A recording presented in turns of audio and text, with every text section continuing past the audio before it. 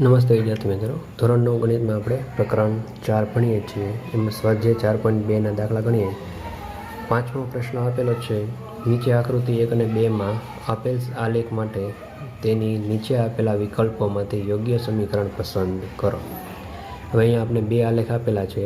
હવે આમાં નીચે જે 4 સમીકરણ આપ્યા છે એમાં એક સમીકરણમાં 3 બિંદુ છે એ મૂકતા સમીકરણનું સમાધાન થાય. સમાધાનનો અર્થ છે ડાબી બાજુ બરાબર જમણી બાજુ થાય. તો આપણે 4માંથી એવું સમીકરણ અહીંયા શોધવાનું છે જે આ આલેખનું શું કરે, સમાધાન.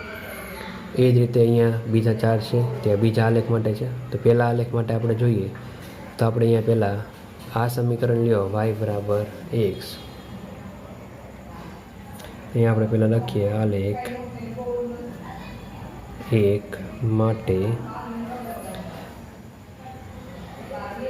y બરાબર x છે. હા, હવે આપણે પહેલું જ બિંદુ એ લઈએ -1 અને 1. -1 1 માટે હવે જો y છે એ કેટલા છે 1 અને x છે એ કેટલા છે -1. આ બે સરખા કહેવાય? ન કહેવાય. તો આ સમીકરણ છે એ આવશે નહીં આવે. તો આવી જ રીતે આપણે એક બિંદુમાં એક સમીકરણમાં આવી રીતે બિંદુના યા મૂકવાના x અને yની કિંમતમાં જો જવાબ આવે તો આપણું સમીકરણ છે. હવે જો આપણે બીજાની અંદર જોઈએ એમાં x + y બરાબર 0 છે. હવે તો કે x છે એ આપણે -1 લઈએ અને y છે એ 1 લઈએ તો -1 + 1 બરાબર 0 થાય. આ થાય. તો આ બિંદુ માટે કેવું છે, સાચું છે. -1 1 માટે. હવે તો કે આલેખમાં બીજું બિંદુ કયું આવે છે તો કે 0 0 આવે છે. તો 0 0 માટે લઈએ તો 0 + 0 બરાબર 0 થાય. તો બીજા બિંદુ માટે પણ કેવું છે, સાચું. ત્રીજું બિંદુ છે 1 અને -1. તો એમાં આપણે અહીંયા મૂકીએ x બરાબર 1 છે અને y બરાબર -1 છે. તો 1 અને -1 ઉડી જાય એટલે કેટલા થઈ ગયા, 0 થઈ ગયા. તો આ સમીકરણની અંદર 3 અલગ અલગ કિંમત આલેખમાંથી મૂકીએ છીએ આપણે તો સમાધાન થાય છે. તો બીજા આલેખ માટે કયું સમીકરણ આવશે તો કે બીજું સમીકરણ આવશે. તો અહીંયા આપણે લખી નાખીએ આકૃતિ 1 માટે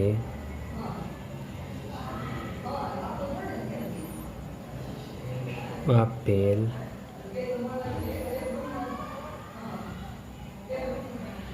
આલેખ માટે યોગ્ય સમીકરણ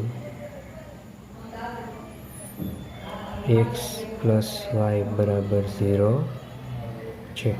પછી આગળ આપણે જોવાની જરૂર નથી. અહીંથી જવાબ આવી ગયો પછી આ બધા સમીકરણ જોવાની જરૂર નથી, બરાબર. કેમ કે 4માંથી એક વિકલ્પ કેવો હોય, સાચો. હવે આપણે બીજી આકૃતિ માટે લઈએ તો બીજી આકૃતિમાં જો અહીંયા 3 અલગ અલગ બિંદુ આપેલા છે અને આપણે અહીંયા 4 સમીકરણ આપેલા છે. તો જેવું પહેલાંમાં કર્યું એવું જ અહીંયા બીજામાં કરવાનું. તો પહેલાં આપણે અહીંયા -1 અને 3 લ્યો તો -1 અને 3. હવે x બરાબર કેટલા મૂકવાના, -1 અને y બરાબર કેટલા મૂકવાના, 3. એટલે કે તમારે અહીંયા જવાબ કેવો આવવો જોઈએ, 3. તો અહીંયા -1 + 2 કરો, 2માંથી 1 જાય તો 1 આવે. તો આની અંદર આ સમાધાન થતું નથી એટલે આ સમીકરણ નહીં આવે. પાછા આની અંદર આ જ મૂકીએ -1 3. તો જો 3 જ આવવા જો જવાબ. તો -1 -2 એટલે કેટલા થાય, માઇનસ એટલે -3 થાય. પણ જવાબ કેવો આવવો જોઈએ, +3. તો આ સમીકરણ પણ આવશે નહીં. હવે આપણે ત્રીજા સમીકરણ માટે જોઈએ તો y બરાબર -x + 2. એમાં આપણે પેલું બિંદુ મૂકીએ -1 3 માટે. તો y બરાબર એટલે કે y એટલે કેટલા છે, 3 બરાબર -1 અને એની આગળ x કેવા છે, -+2. હવે અહીંયા 1 + 2 એટલે 3 થઈ જશે. તો પહેલા બિંદુ માટે કેવું છે, સાચું. પછી શું છે 0 2 માટે જોઈએ આપણે, તો 0 2 માટે શું આવશે, તો કે 2 બરાબર 0 વત્તા 2 બરાબર 2 થઈ. તો ડાબી બાજુ જમણી બાજુ કેવી થઈ, સરખી. ત્રીજું છે 2 અને 0 માટે, તો કે અહીંયા આપણી પાસે 0 y 0 છે, પછી અહીંયા 2 પ્લસ છે પણ એક્સ કેવા છે માઇનસ, એટલે -2 + 2 બરાબર કેવા થઈ ગયા 0. તો ત્રણેય બિંદુ માટે આ સમીકરણ કેવું છે, સાચું. તો આપણે જેવું પહેલાંમાં લખ્યું હતું એવું જ બીજામાં લખવાનું કે આકૃતિ 2 માટે યોગ્ય સમીકરણ y બરાબર -x + 2 છે. તો તમારે સ્વાધ્યાય 4.2માં આ પ્રશ્ન છે, એટલે કે બીજો, ત્રીજો અને પાંચમો એ પાકી નોટમાં ગણવાનો છે. હવે આપણે આલેખમાં જોઈએ.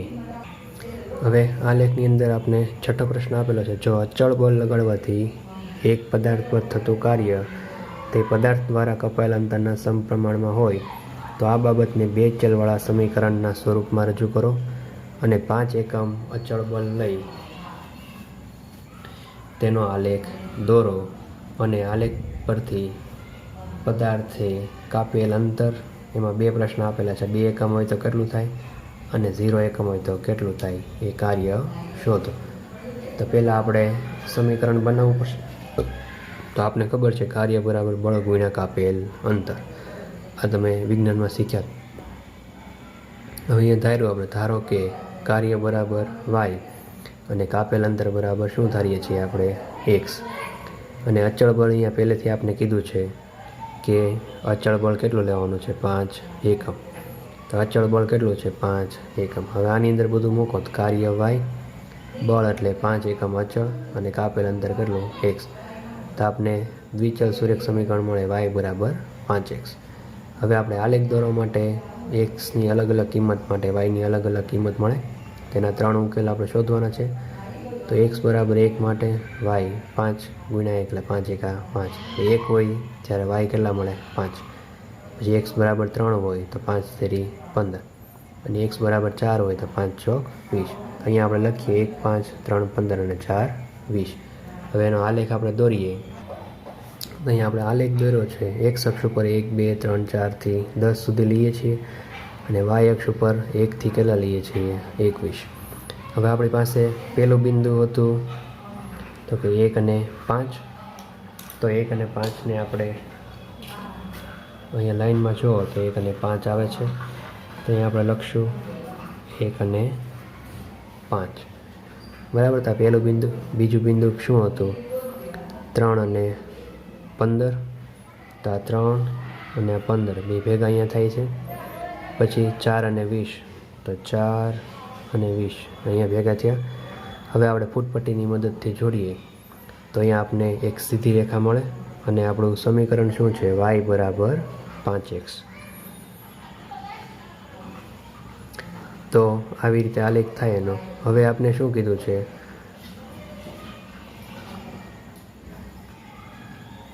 તો આપને કીધેલું છે કે જ્યારે 2 એકમ હોય ત્યારે શું મળે, તો જો 2 છે એ કોની યારે ભેગા થાય છે, અહીંયા 10ની સાથે. તો આ 10ની લાઈન અને 2ની લાઈન ભેગી થાય. આમાં સૂત્રમાં તમે મૂકો તો 5 × 10 થાય. તો અહીંયા પહેલો જવાબ શું આવે, 10. પછી બીજું શું કીધું, 0 એકમ હોય ત્યારે, તો કે અહીંયા 0 હોય ત્યારે શું મળે આપને, 0. તો પહેલો 10 અને બીજો 0. તો આવી રીતે આલેખ છે દોરવાનો. હવે 7મો પ્રશ્ન આપને આપેલો છે, ધોરણ 9ની 2 વિદ્યાર્થીનીઓ યામિની અને ફાતિમા ભૂકંપગ્રસ્ત લોકો માટે પ્રધાનમંત્રી રાહત ફંડમાં સંયુક્ત રીતે 100 રૂપિયાનો ફાળો આપ્યો. સંયુક્ત એટલે 2 ભેગા થઈને. આ માહિતી આધારિત દ્વિચલ સુરેખ સમીકરણ લખો. હવે તેમના ફાળાની રકમને x અને y લઈ શકો. આ સમીકરણ આધારિત આલેખ દોર. તો આ 2 છે પહેલાં પછી લખશું આપણે. શું લખવાનું, તો કે ધારો કે યામિનીએ આપેલ ફાળો x રૂપિયા અને ફાતિમે આપેલો ફાળો y રૂપિયા. અહીંયા આપણે પેલી યામિની છે એટલે એને x ધાર્યું, બીજી ફાતિમા છે એટલે એનું y ધાર્યું. હવે કુલ ફાળો એટલે 2 ભેગા થાય તો આ 2નો સરવાળો કરવો પડે, તો x + y થાય. હવે કુલ ફાળો કેટલા રૂપિયા છે, 100. તો કુલ ફાળો થયો 100 રૂપિયા. અહીંયા સમીકરણ હતું એક્સ પ્લસ વાય બરાબર 100. તો આપણે આ સમીકરણ છે એ દ્વિચલ સુરેખ સમીકરણ મળ્યું. તો આપણે મૂળ સમીકરણ લખ્યું અહીંયા એક્સ પ્લસ વાય બરાબર 100. હવે સમીકરણનું વાય સ્વરૂપ, તો વાય સ્વરૂપ એટલે વાય અહીંયા રહે, એક્સ છે એ આ બાજુ ગયા એટલે કેવા થાય માઇનસ. તો વાય સ્વરૂપ શું થાય, વાય બરાબર 100 માઇનસ એક્સ. હવે અહીંયા આપણે અલગ 3 કિંમત લેવી પડશે. તો અહીંયા એક્સ બરાબર 0 માટે તો 100માંથી 0 ગયા એટલે 100. એક્સ બરાબર 50 માટે તો કે 100માંથી 50 થાય તો કેટલા વધે 50. ને એક્સ બરાબર 100 લ્યો તો વાય બરાબર કેટલા થાય 0. અહીં તમારી રીતે લઈ શકો, પણ સરળતા માટે આપણે આવા બિંદુ લીધા છે. તો અહીં આપણે લખીએ 0 એ 100, 50 એ 50, 100 એ 0. હવે આલેખ દોરીએ આપણે. તો હવે આલેખમાં અહીંયા આપણે 10, 20થી એવી રીતે આપણે અહીંયા 100 સુધી લીધા છે અને ઉપર પણ કેટલા લીધા છે 100 સુધી. હવે તો કે અહીંયા આપણે કીધેલું છે 100. આપણે પહેલું બિંદુ શું મળતું હતું, તો કે 0 એ 100. તો આ 0ની લાઈન અને આ વાય એટલે 100, એટલે અહીંયા આપણે લખ્યું 0 અને 100.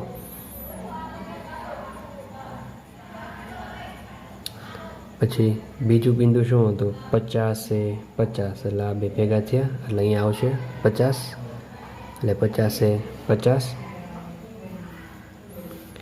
પછી 100 એ 0, એટલે કે આ નીચેની લાઈનમાં આવશે 100 અને 0, તો એ અહીંયા આવશે. આ ત્રણેય બિંદુને આપણે જોડીએ એટલે આપણે સમીકરણ મળે એક્સ પ્લસ વાય બરાબર 100. પ્રમાણમાં આપછી લખીએ તો બે અક્ષ ઉપર આપણે શું લીધું છે, એક સેમી બરાબર 10 રૂપિયા લીધા છે. એટલે આ જે એક ચોકટું છે એના બરાબર આપણે 10 રૂપિયા લીધા છે. બરાબર, આ 10, આ 20, 30, 40, 50 એવી રીતે છે. એવી રીતે અહીંયા પણ છે. તો આ છે તમારો 7મા પ્રશ્નનો આલેખ. હવે 8મો પ્રશ્ન આપને આપેલો છે USA અને કેનેડા જેવા દેશોમાં તાપમાન ફેરનહીટમાં મપાય છે. ભારત જેવા દેશમાં તાપમાન સેલ્સિયસમાં મપાય છે. અહીં ફેરનહીટનું સેલ્સિયસમાં રૂપાંતર કરતું સુરેખ સમીકરણ આપેલું છે. આપને સુરેખ સમીકરણ છે એ પહેલેથી આપેલું છે. F બરાબર 9/5 C પ્લસ 32. પહેલો પ્રશ્ન છે ઉપર દર્શાવેલ સુરેખ સમીકરણમાં એક્સ અક્ષ પર સેલ્સિયસ અને વાય અક્ષ ઉપર ફેરનહીટ લઈને આલેખ દોરો. તો આપણે પહેલાંથી કહી દીધું છે એક્સ ઉપર શું લેવાનું સેલ્સિયસ અને વાય ઉપર શું લેવાનું ફેરનહીટ. એની માટે આપણે 3 અલગ કિંમત જોશે, કેમ કે અહીંયા આપણે 3 ખાના છે. તો આ સૂત્રમાં આપણે પહેલાં C બરાબર -15 મૂકીએ તો F કેટલા મળે 5. C બરાબર 10 મૂકો તો F બરાબર કેટલા મળે 50. અને C બરાબર 60 મૂકો તો F બરાબર કેટલા મળે 140. તો અહીંયા આપણે લખીએ -15, 5, 10, 50 અને 60, 140. આ છે આપણે પછી આલેખ ઉપરથી લખવાનું છે. તો પહેલાં આપણે આલેખ દોરીએ. તો આલેખની અંદર આપણે માઇનસમાં કિંમત આવે છે એટલે આવી રીતે વચ્ચે દોર્યો છે. હવે એમાં વાય અક્ષ ઉપર 10 થી 140 સુધી જઈએ છીએ અને એક્સ ઉપર 10 થી 70 સુધી. એક્સ ડેશ ઉપર -10, -20, -30, -40. એ રીતે વાય ડેશ ઉપર -10, -20, -30, -40 આવી રીતે આપણે લીધા છે. પ્રમાણમાં આપ શું છે તો 1 સેમી બરાબર 10 એકમ આપને બે અક્ષ ઉપર લીધા છે. આ પહેલું બિંદુ કેવું છે -15 એ 5. તો હવે આપણે ખબર ન પડે, પણ આ જે ચોકઠું છે એની અંદર 5 ખાના હોય. બરાબર, આ 30 અને 40ની વચ્ચે તો કે વચ્ચોવચ્ચ 1, 2 અને 3 છે, અહીંયા 5મું છે એ આવે. તો શું છે -15 એ 5 થી બિંદુ અહીંયા આવશે.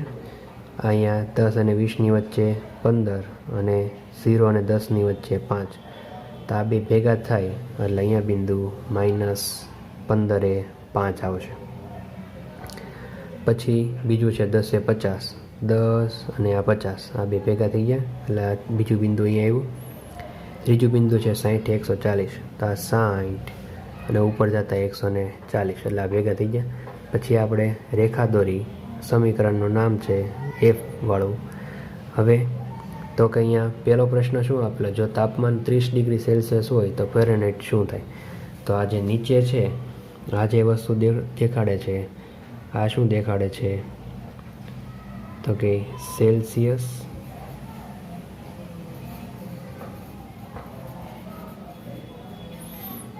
એટલે કે સી, અને આ જે દેખાડે છે એ આપણે લખીએ તો અહીંયા આવશે એફ એટલે કે ફેરનહીટ.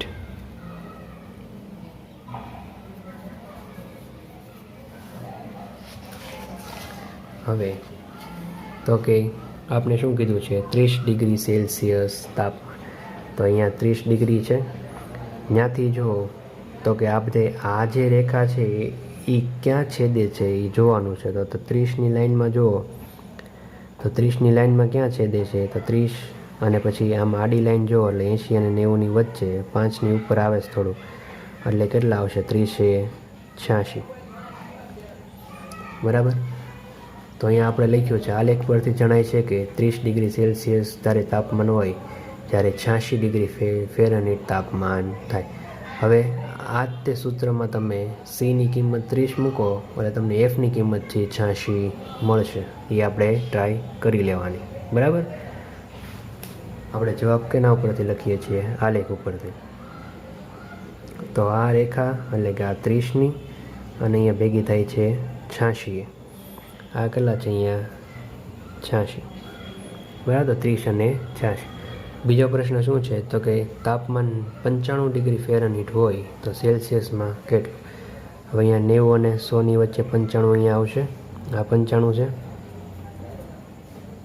હવે એની લાઈનમાં અહીંયા જુઓ તો આ જે બિંદુ છે એ પાછું અહીંથી નીચે ફૂટપટ્ટી આપણે મૂકીએ તો ક્યાં આવશે? 35 ઉપર, એટલે કે 30 અને 40ની વચ્ચે. તો અહીંયા 30 અને 40ની વચ્ચે અને અહીંયા 90 અને 100ની વચ્ચે, એટલે કે 95 હોય ત્યારે આપણે કેટલું મળે? 35. એટલે બિંદુ શું છે? 35, 95. બરાબર. તો આનો જવાબ આવશે આલેખ પરથી જણાય છે કે 95 ડિગ્રી ફેરનહીટ તાપમાન હોય ત્યારે 35 ડિગ્રી સેલ્સિયસ તાપમાન થાય. તો આલેખ ઉપરથી આપણે જવાબ એનો લીધો છે. હવે ચોથો પ્રશ્ન પૂછ્યો, જો તાપમાન 0 ડિગ્રી સેલ્સિયસ હોય તો ફેરનહીટમાં તાપમાન કેટલું હોય? તો અહીંયા 0 ડિગ્રી હોય જ્યારે તો કે સૂત્ર પ્રમાણે, સૂત્રમાં અહીંયા સી છે એ 0 મૂકો તો એફ છે એ કેટલા મળે? 32 મળે. અને 0 ડિગ્રી ફેરનહીટ તાપમાન હોય ત્યારે સેલ્સિયસ કેટલું મળે? -18 ડિગ્રી સેલ્સિયસ. એ આપણે અહીંયા દર્શાવી શકતા નથી. બરાબર. આ સૂત્ર ઉપરથી કહેવાય. પછી છે પાંચમો પ્રશ્ન, ફેરનહીટ અને સેલ્સિયસમાં સંખ્યાત્મક રીતે સમાન હોય તેવું તાપમાન હોય? જો હા તો તે શોધો. તો જવાબ આવશે હા. હવે આ લેખમાં જો આ 40નું અહીંયા બિંદુ અને આ નીચેનું -40નું બિંદુ, એટલે -40 આના -40 આના બે ભેગા થાય, એટલે આ કેવું કહેવાય? સંખ્યાત્મક રીતે સમાન. હવે આવું બિંદુ છે અહીંયા બીજે કંઈક ભેગું થતું હોય તો તમે જોઈ શકો. બરાબર. આ જો 60 અને 140 છે એ છે તે સંખ્યાત્મક રીતે કેવું કહેવાય? સમાન કહેવાય? ન કહેવાય, કેમ કે 140 અને 60 છે એ સંખ્યા સરખી નથી. તો અહીંયા એક એવું બિંદુ મળે છે -40 અહીંયા નીચે. બરાબર. તો અહીંયા આપણે લખ્યું હા સંખ્યાત્મક રીતે સમાન તાપમાન -40 ડિગ્રી સેલ્સિયસ હોય જ્યારે -40 ડિગ્રી ફેરનહીટ થાય. બરાબર. એ આલેખમાં પણ આપણે દર્શાવી શક્યા છે. તો અહીંયા આપણે જવાબ લખી નાખવાના છે બધા. બરાબર. તો 8મો પ્રશ્ન છે એ આવો છે. હવે આપણે સ્વાધ્યાય 4.4માં પહેલો પ્રશ્ન આપેલો છે, સમીકરણ y = 3નું એક ચલ સમીકરણમાં અને બે ચલ ભૌમિતિક નિરૂપણ દર્શાવો.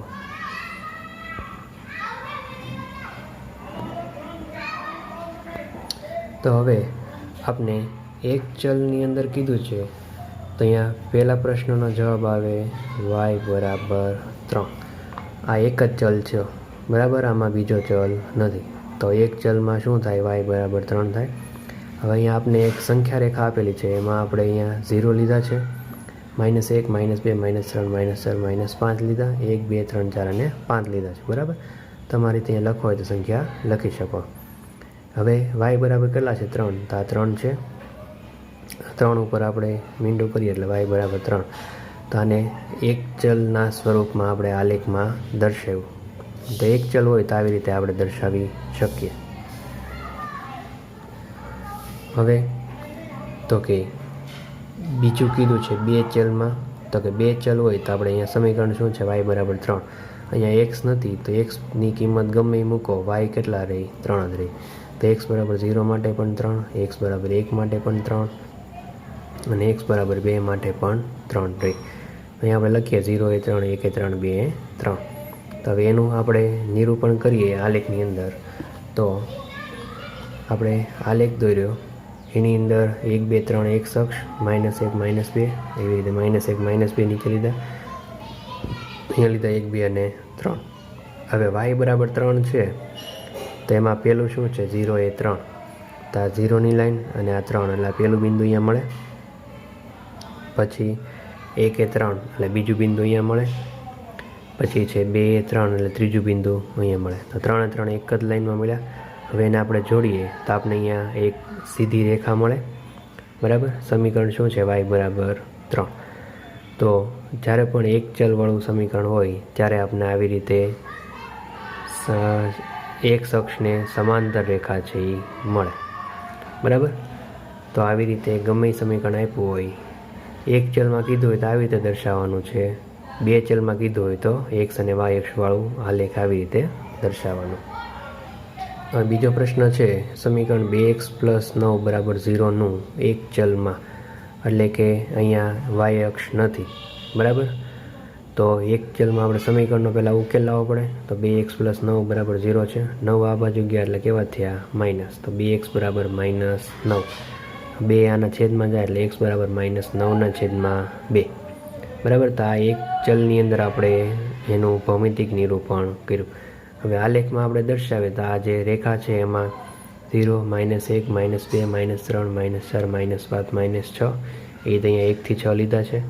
હવે 9/2 પણ કેવા છે? માઇનસ, એટલે આ બાજુ આવશે 0ની ડાબી બાજુ. હવે 9/2 કરો એટલે કેટલા થાય? 4.5 થાય. 4.5 એટલે 4 અને 5ની વચ્ચે. તો 4 અને -4 અને -5ની વચ્ચે અહીંયા તમને કંઈક x બરાબર -9/2 છે એ મળે. તો આપણે આ એક ચલની અંદર આ આલેખ એનો દર્શાવ્યો. હવે આની અંદર y નથી તો yની કિંમત ગમે લ્યો, xની કિંમત કેટલી રહેશે? -9/2. તો y બરાબર 0 માટે પણ x બરાબર 9/2, -9/2, 1 માટે પણ -9/2 અને 2 માટે પણ -9/2 જ રહેશે. તો અહીંયા આપણે લખીએ 0 એ -9/2, 1 એ -9/2 અને 2 એ પણ -9/2. હવે આપણે આલેખ દોરીએ તો આલેખની અંદર માઇનસ આવે છે એટલે આ બધું જગ્યા રાખશું વધારે. 2 ખાના છોડીને 1 2 અને 3 લીધા છે. એ રીતે અહીંયા -1 -2 -3 -4 અને -5. ઉપર 1 2 અને 3 અહીંયા -1 -2 -3. પેલું શું છે? તો કે 0 એ -9/2. એટલે ક્યાં આવશે? અહીંયા આવશે, કેમ કે આ 0 હોય. અહીંયા -9/2 અને 0 થાય. પછી શું છે? 1 એ -9/2 એટલે અહીંયા 1 છે એની લાઈનમાં અહીંયા જઈએ તો -9/2 1 આવે. એ રીતે -9/2 અહીંયા આવશે 2. ત્રણેય બિંદુને જોડો એટલે આપણે એક રેખા મળે. સમીકરણ શું આવે? 2x + 9 બરાબર 0. તો જ્યારે પણ x અક્ષની કિંમત અચળ હોય ત્યારે y અક્ષને કેવો મળે? સમાંતર. એટલે કે x અક્ષની કિંમત આપી હોય તો રેખા છે એ y અક્ષને સમાંતર થાય. તો આવી રીતે એક ચલ અને બે ચલમાં આપણે દર્શાવી શકીએ.